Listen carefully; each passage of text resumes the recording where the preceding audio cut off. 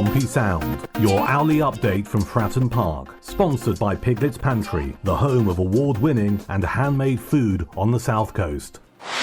Sky Sports pundit Don Goodman believes Nathan Ferguson will have to prove his fitness to Portsmouth manager John Mousinho, as links over a move to Fratton Park have emerged.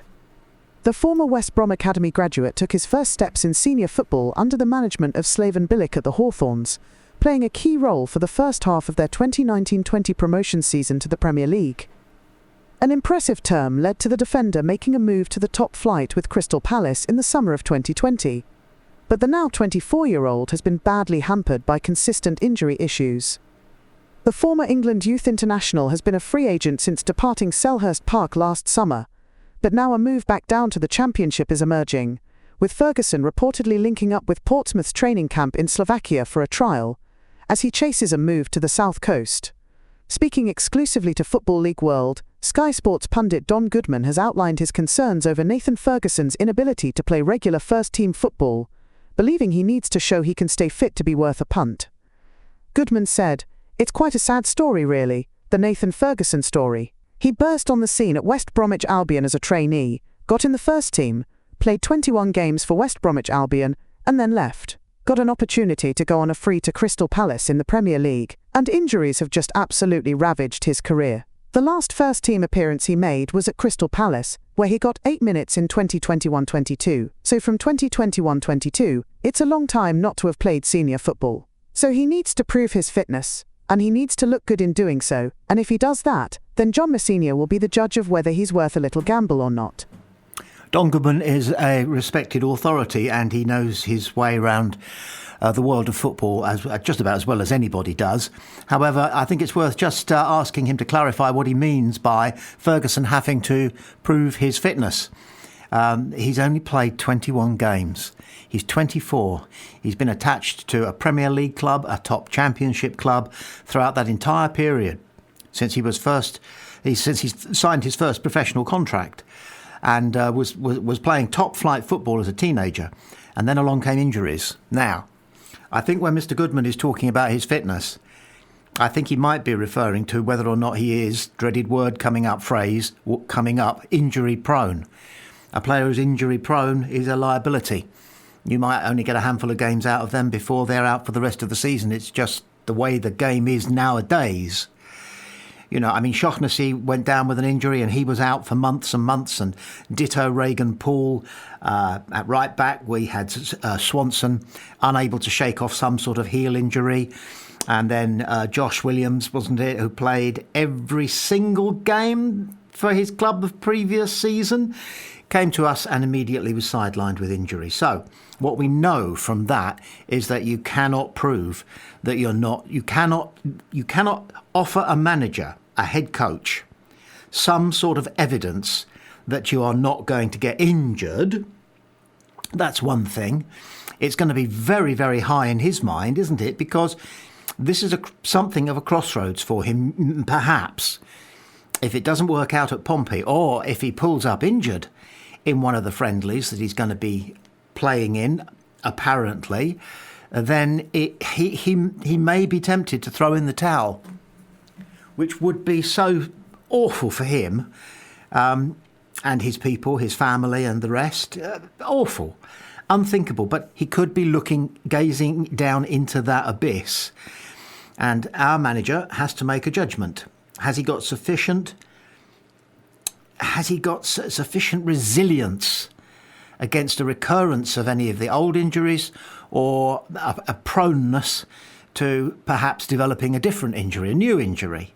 And how do you make that judgment? What John Mousinho can do is see whether he's match sharp. Because if he hasn't played a competitive game for, is it 3 seasons? Then he's got some sharpness to find. He can begin to do that if he's been taking part in full training exercises with Pompey. And then Mousinho will make a judgment about how sharp he is when he is up against whichever of the 3 opponents that we have for these pre-season friendlies, local ones. And, of course, he's got to also take into consideration the calibre of the opposition, because they are necessarily not quite, technically, not quite as good as Pompey and therefore not quite as good as, say, for example, Oxford, who are going to be our first game. It's very unlikely if we take him on that he's going to even be on the bench.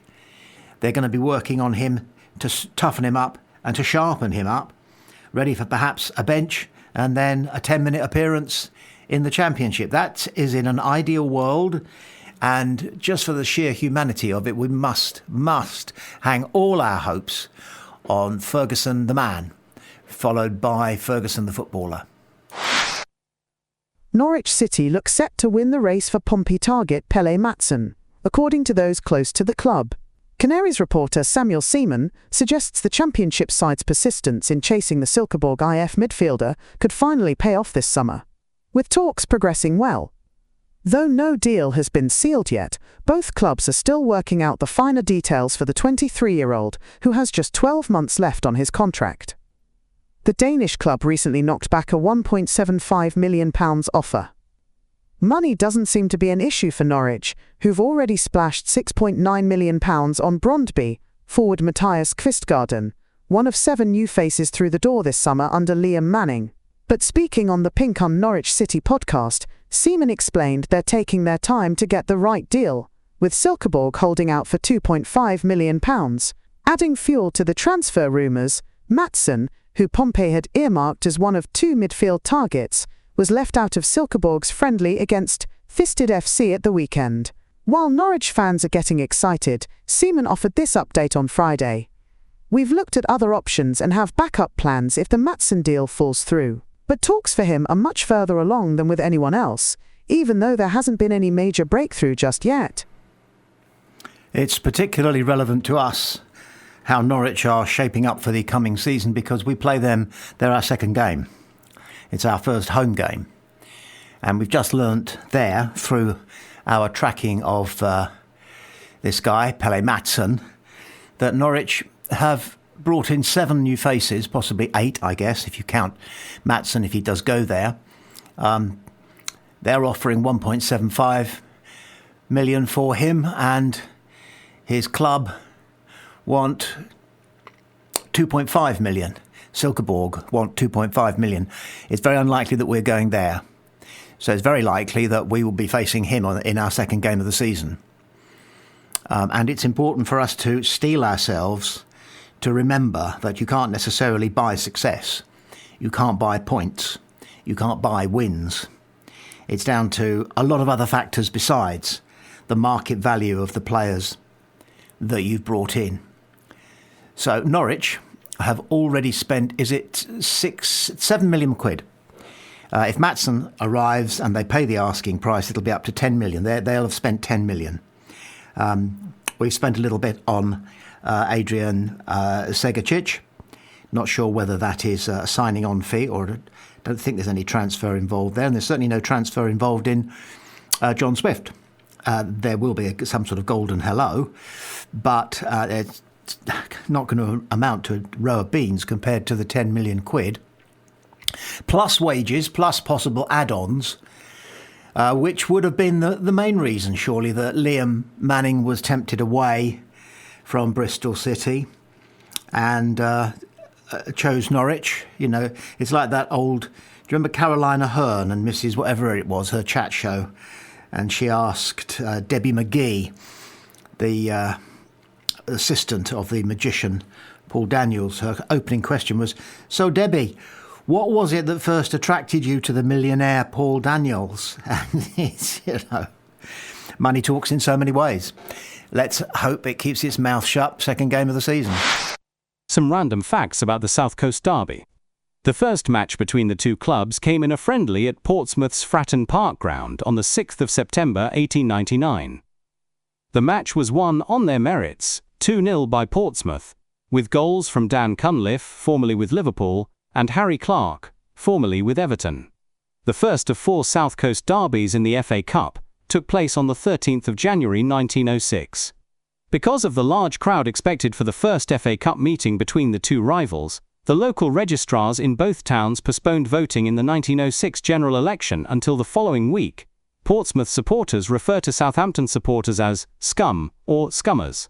According to some Portsmouth fans, the term scum developed out of a fictitious acronym standing for Southampton City, or Corporation Union Men, with the term allegedly originating from when Southampton dockyard workers supposedly crossed the picket lines in the 1930s, when Portsmouth dockyard workers were on strike.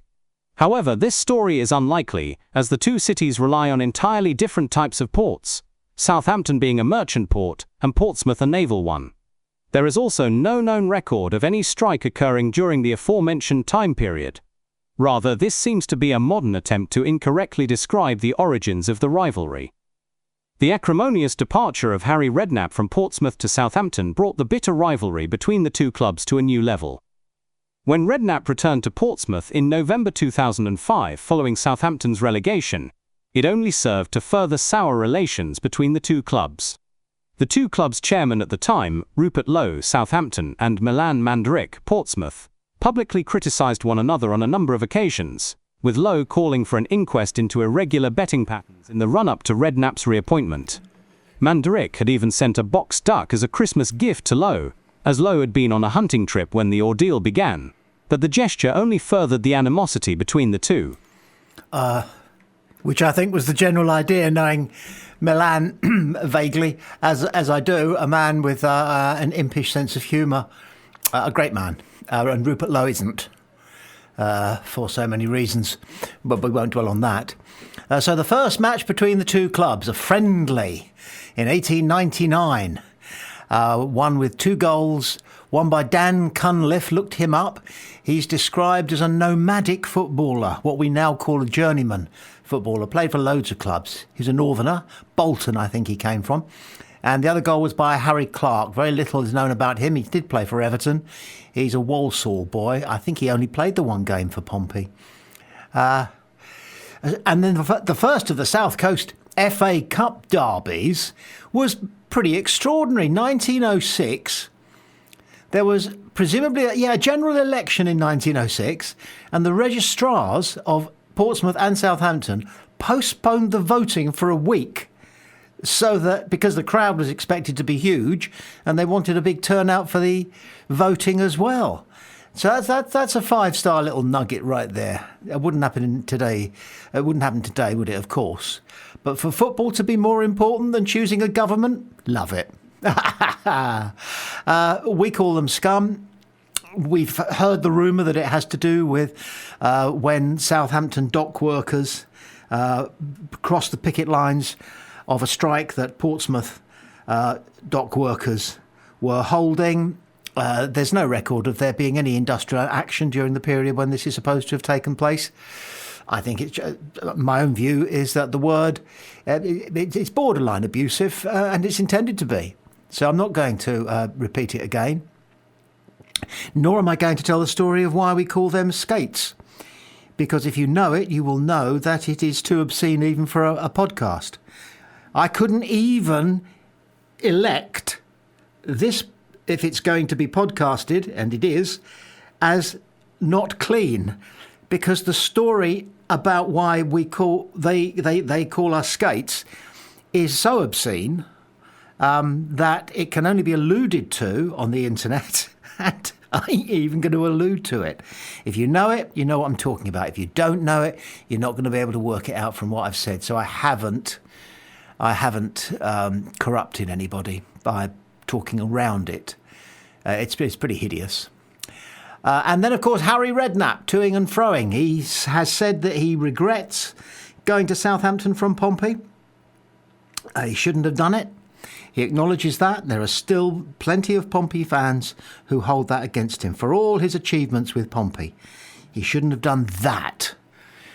And as for the duck present that Mandaric sent to Rupert Lowe, a boxed duck, as a Christmas present to Rupert Lowe, pretending that it was a peace offering, it certainly wasn't.